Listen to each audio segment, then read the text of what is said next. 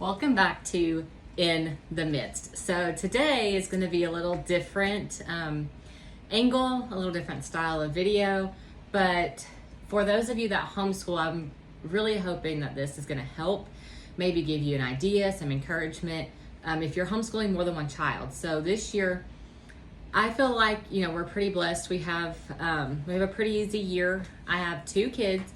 I have a 7th grader and a kindergartner. So if you have watched my last video, then we are, well, it's not the last one, but one that I did on homeschooling before. We use a Becca curriculum for everything. This is not necessarily like a plug for a Becca or anything, but we use it because we really like the way it's set up. So it gives us everything we need. For the Bible, for my 7th grader, though, we are using something from Master Books. It's called, Apologetics in Action or something? It is, Apologetics in Action. It looks like this. And there are 4 books in this, plus the teacher manual. So this just helps with, the first 2 books are Demolishing Supposed Contradictions in the Bible, and the other 2 are How Do We Know the Bible is True? It just takes a few questions and goes over something that other people would say, this is a contradiction, so the Bible isn't true. It explains that from the Bible and helps you to understand that for yourself, but also to be able to explain that to someone else. So what I normally do, I'm just going to give a little bit of kind of an idea of our day.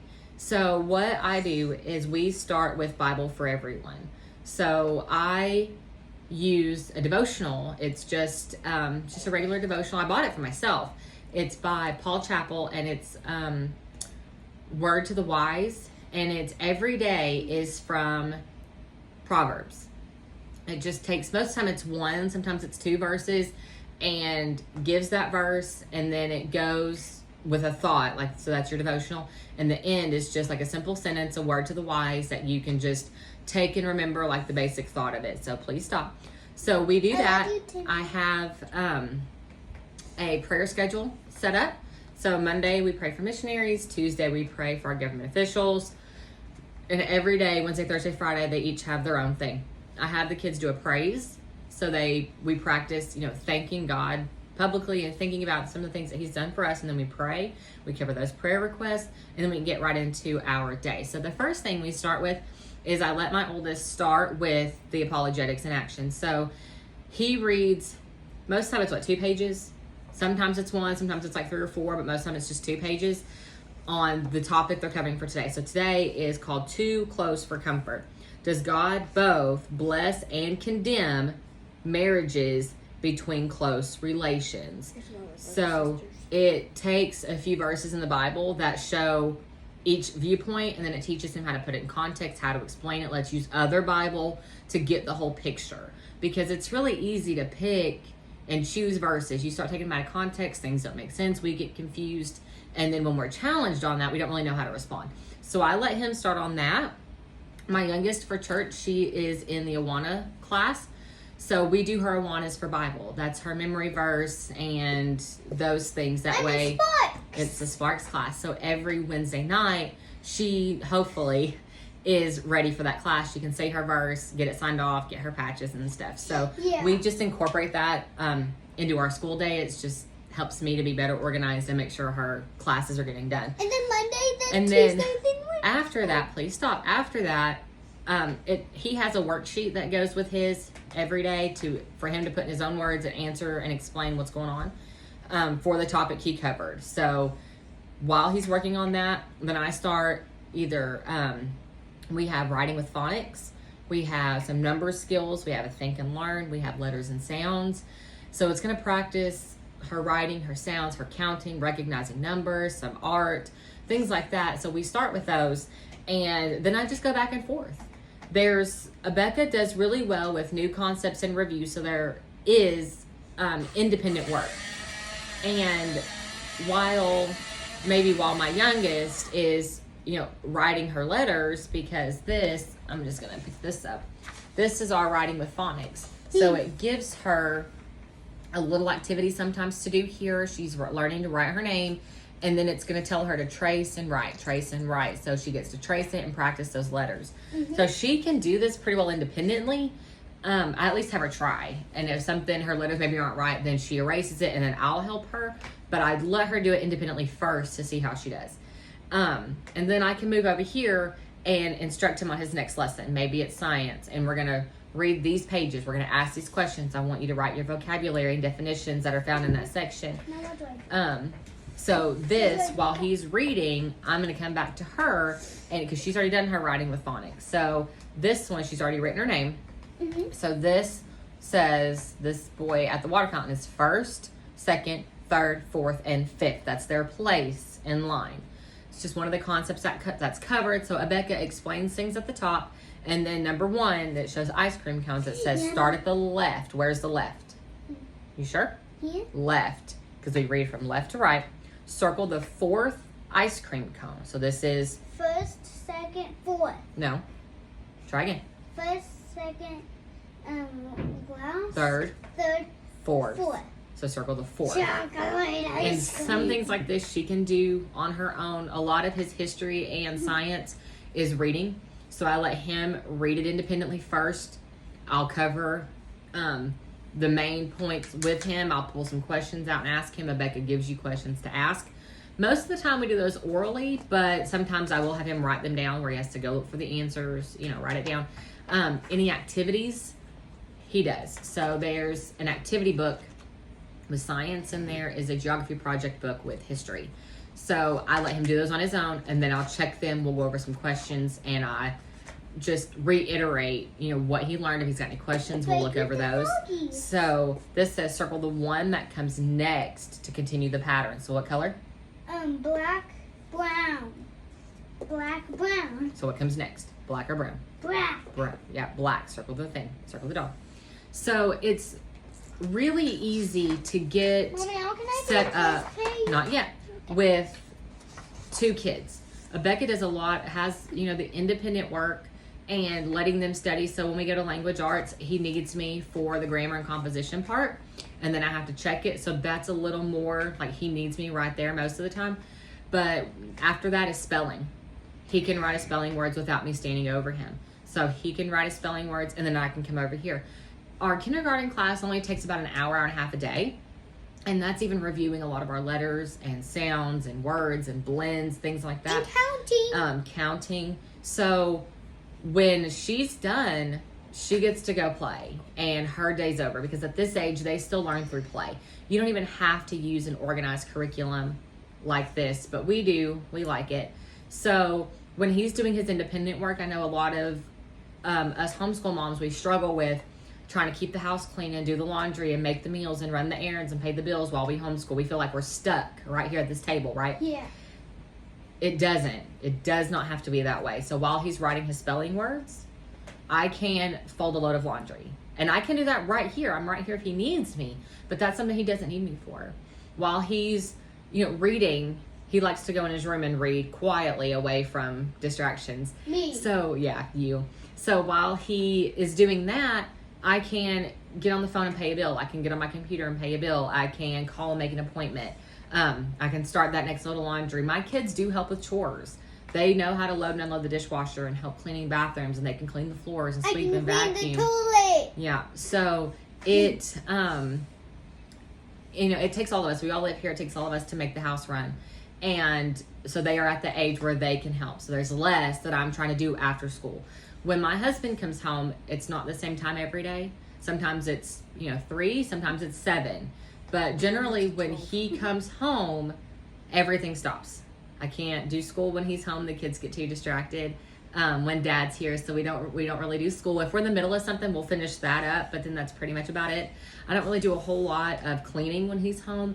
I'll cook dinner. We'll clean up the kitchen from dinner. I might fold a load of laundry if there's one in the dryer, but I generally don't start laundry anymore. I'll run the dishwasher at night, but I don't vacuum. I'm not generally cleaning the bathrooms, anything like that. So we just kind of chill and, hang out with Dad, or if he needs to go do something, we'll go run errands together or whatever. So it is hard to find that balance. Quit wiggling, please.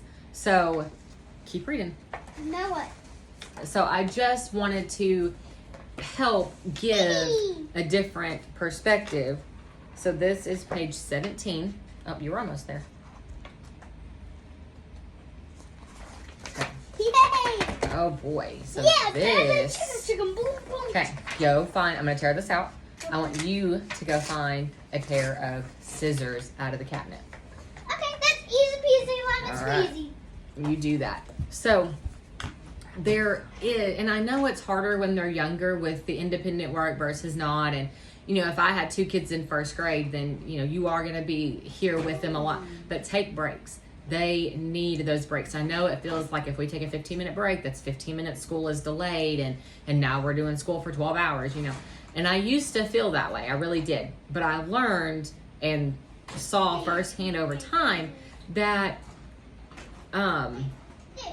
when you let them have that 10-minute break, even if it's just to, you know, go walk down to the mailbox and check the mail, or, you know, go outside and ride your bike or your scooter for 10 minutes and then come back in.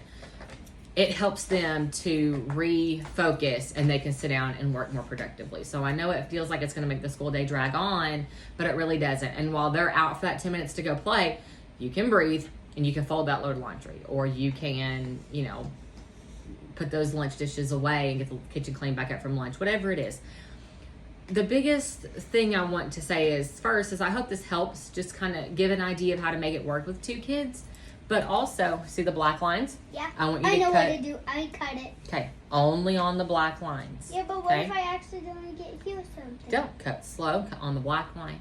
I know, I did in Miss Husky's class. Your homeschool, you're shaking the table. Your homeschool is yours. It doesn't have to look like mine. It doesn't have to look like anybody else's. What works best for you and your children. That's what matters.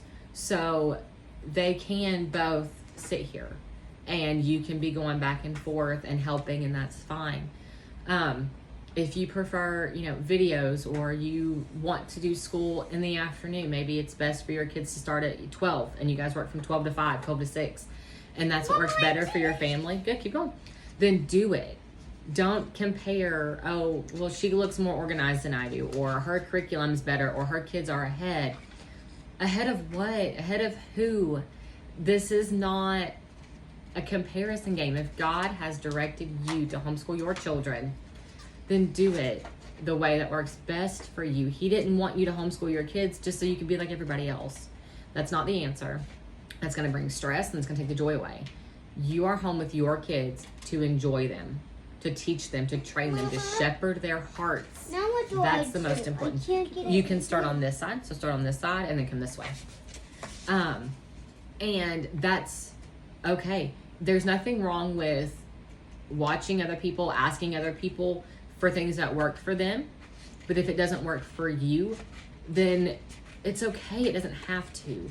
One of the things that I do that a lot of other homeschool moms don't is I use a planner. And I made a video on this as well. Got it? Just cut it right there in the middle. There you go. Good job. I use a planner. I write everything down, which seems weird because our curriculum has everything laid out and tells us what lesson, what day, but I write it down. I see it. I know yesterday we did day 23 or, you know, whatever. I don't have to, I'm a visual person. I write things down. I remember it. I like to see it and check off the box and okay, we're done. You know, we didn't get to science today, but it's okay. Whatever the case may be. So I see a lot of ladies struggle with that they don't have a dedicated homeschool room. And that's okay. We do school right here at the kitchen table, and you can see At the dining room table. the dining room table. Yeah. This is the dining room wall. On the other side of this is the kitchen and the laundry room over there. This is where our charts are. This is where the whiteboard is. You don't have to have a dedicated space. And don't compare yourself to the ladies that do. It does not make your homeschool any more or less effective. It doesn't. There are a few books. Got it? There are a few books that I got on the arm a little bit. Okay. It's okay. There are a few books that I have read that really helped me. This is our 7th year homeschooling. We've taken one semester off. The Lord directed us in a different path for that semester, and then now we're back home. So this is beginning our 7th year. And I'm still learning. And it's okay for you to still be learning. None of us have arrived. So even when you're looking across and you see the mom that looks like she's got it all together, I promise you she doesn't, and you're not alone. Remember that. Don't beat yourself up. Don't compare your kids, your homeschool, to anybody else's. God has given you your children for a reason. I have a couple books that I've read. I looked, cut off the date. okay, on, I think it was Audible. I read. No, you have to cover black. It's okay. I Do know. this. I'm cutting this off the worksheet. yellow books. That's why this question doesn't make sense. You're on this worksheet. I read on Audible, I think it was Homeschool Bravely. I don't remember the lady that wrote it, but Homeschool Bravely. On Kindle, I read The Unhurried Homeschooler, and then I ordered from Amazon Teaching from Rest. So those are just a couple books that can help you, encourage you, and the biggest overarching theme of all three of those has been do what works best for you. It's different for everyone, and that's okay. Whether you have 1, 2, 5 kids, if God's directed you to homeschool, you can. So keep cutting. I know, Mama. I'm just showing them. So don't be overwhelmed. One day at a time. If you have multiple children, maybe you don't start them all on the same day.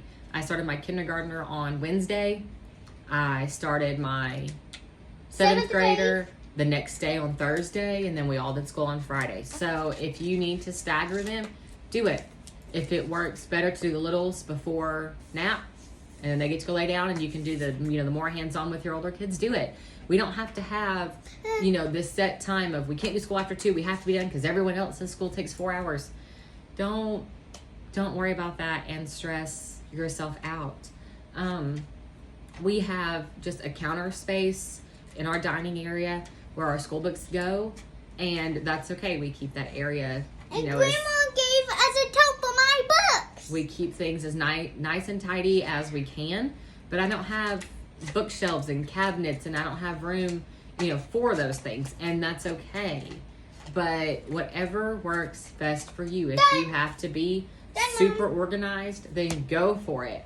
If that stresses you out and your schedule changes, our schedule changes every day. It's 1 o'clock. We're just now getting started because some other things came up today. All right. I want to keep these. I can pretend that the flip flops. No, we're gonna throw those away because I don't want the scraps everywhere. But don't compare your homeschool, your children, your curriculum to anybody else's. If it works for you, if that's where God has led you, do it. If not, don't be afraid to change it. The thought of God leading us away from Rebecca one day to use something else honestly scares me. He might not, but I'm comfortable with Rebecca, and so are my kids. But he might lead to something else. I don't know. Just be sensitive to that leading and trust him. Our kids are his. You're shaking the table. Put your, this is like a puzzle. So put it together in the order that it's supposed to go to make a picture. No, ma'am. Not again. So don't compare. Don't get stressed out. Like this, Mama? The curriculum Mom, does it go is, like this? yep. The curriculum is just a guide. If you don't get through every single page, every single thing, every single day, it's okay. Don't let that stress you out. Your kids want you. I'm not saying lay the curriculum aside and we don't ever do anything. Don't do that. But you are mom. And homeschooling is not meant to hinder your relationship with your kids. It's meant to help it. So Mom, I made it. I made the puzzle. almost. Oh, Good. yeah. So This piece. don't, this one goes here.